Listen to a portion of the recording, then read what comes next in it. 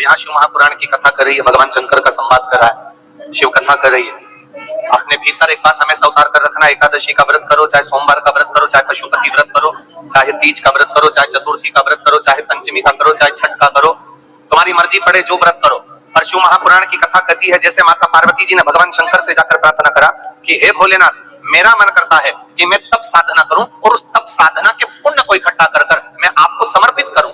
आपके मन में जब व्रत करने का भाव प्रकट हो जाए, आपके मन में जब दान करने का भाव प्रकट हो जाए, आपके मन में तप साधना करने का जब भाव प्रकट हो जाए, तो शिव कथा कहती है एक बात अपने पति के कानों में ये बात जरूर डालिए कि मेरा मन कर रहा है कि मैं पशुपति व्रत कर लूं, मेरा मन कर रहा है कि मैं सोमवार का व्रत करूं,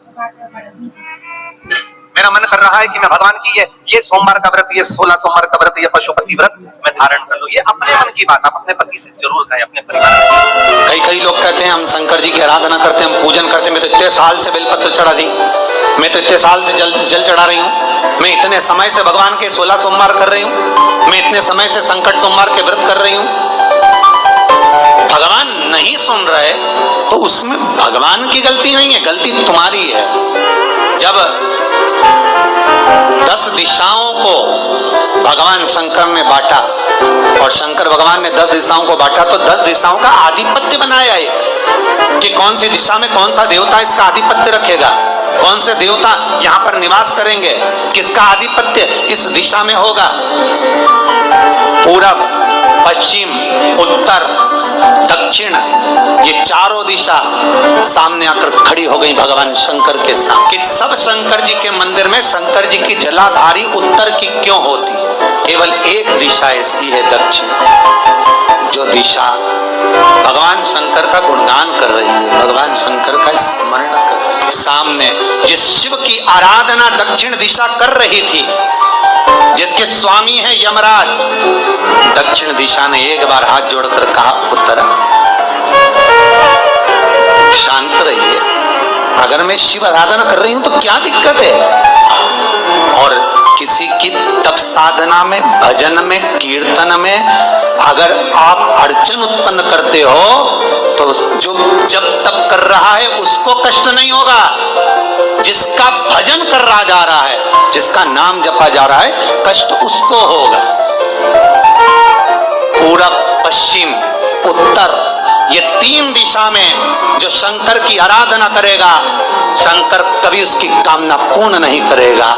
जो दक्षिण दिशा में बैठकर शिव का जलाधारी उत्तर की हो और दक्षिण दिशा में बैठकर यदि 1 लोटा पानी भी चढ़ा देगा, शंकर उसकी कामना पूर्ण कर देगा। जिनका मन, जिनका विचार, जिनकी दृष्टि, जिनका भाव विद्या अध्ययन में नहीं लगता हो, मन उच्चिष्ट हो जाता हो, खेलने में ज्यादा लगता हो, बच्चे चिड़चिड़े हो जाते हो, या चित्तवृत्ति कैसे भी भगवान में लग नहीं रही हो, या आपका भी मन भगवान की सेवा में नहीं लगता हो, दौड़ दौड़ के वही व्हाट्सएप में चले जाए, मोबाइल में चले जाए, फेसबुक में चले जाए, यूट्यूब पर चले जाए, कहीं थोड़ी सी देर के लिए कथा सुनने का मन करे फिर मन भटक जाए, या पढ़ने का मन करे कि अब मैं पूरी शिवपुराण में भी घर में पढ़ूंगी, या मैं भागवत पढ़ूंगी, या मैं रामायण पढ़ूंगी, और 2 दिन तो लेके बैठी, तीसरे दिन से मन में फिर वो उचिष्टपन आ गया कि कहाँ बैठ गई, मैंने कहाँ नियम ले लिया। तो ये जो चित्तवृत्ति में आ जाता है, मन उचिष्ट हो जाना, चाहे विद्या से हो जाए बच्चों का, चाहे किसी कार्य से हो जाए, मन की उचिष्टता में भी रुद्राक्ष बड़ा काम का है। यहाँ रुद्राक्ष की मूलता है, शहद में 9 मुखी रुद्राक्ष को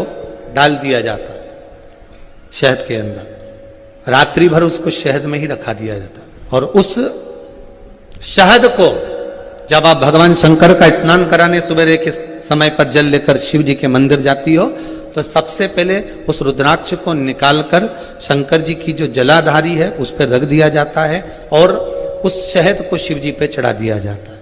उसी शहद को उठाकर लाया जाता है और बाबा का शुद्ध जल से स्नान कराकर बाबा का पूजन कर कर, दूध दही जो भी आप समर्पित करना चाहते हो, पंचामृत आदि बाबा को समर्पित कर कर रुद्राक्ष और शहद को वापिस लाया जाता है। उसी शहद को मात्र 11 दिन तक आप चाटना प्रारंभ कर दीजिए, आपको कोई नहीं कहेगा कि पढ़ने बैठो, आपकी चित्तवृत्ति स्वयं विद्या में लग जाती है, आपको कहीं जाने की जरूरत नहीं। रुद्राक्ष शंकर का वो अश्रु है, रुद्राक्ष मेरे बाबा का वो अश्रु है, रुद्राक्ष मेरे कालाधिपति का वो सुंदर अश्रु है जिसके बल पर जीव सब कुछ प्राप्त कर सकता।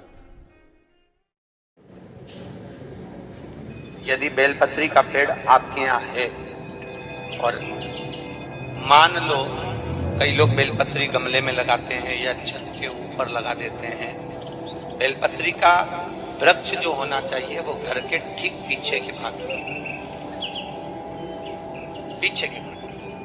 या बेलपत्री का वृक्ष अगर पीछे नहीं है तो आप अपने घर से जब बाहर निकलते हैं तो राइट हैंड की ओर बेलपत्री का वृक्ष होना चाहिए। आप जब घर से प्रवेश कर रहे हैं बाहर की ओर निकल वो सुख का अनुभव करा। यदि घर से निकलते समय बेलपत्री का पेड़ लेफ्ट में अगर आता है, आप जिस घर से निकल रहे हो लेफ्ट में अगर बेलपत्री का पेड़ आता है तो आप 1 रुपए कमाएंगे, 1.25 रुपए खर्च होगा, पैसा हाथ में टिकेगा नहीं। घर में 10 लोग भी कमा रहे हैं तो पैसा घर में दिखेगा नहीं, आएगा जरूर, सारे काम होंगे पर टिकेगा नहीं। मान लो कोई ऐसा दुख आ ही गया कि वो कटने का नाम ही नहीं ले रहा, बहुत हार चुके हम जिंदगी से, वो कट ही नहीं रहा।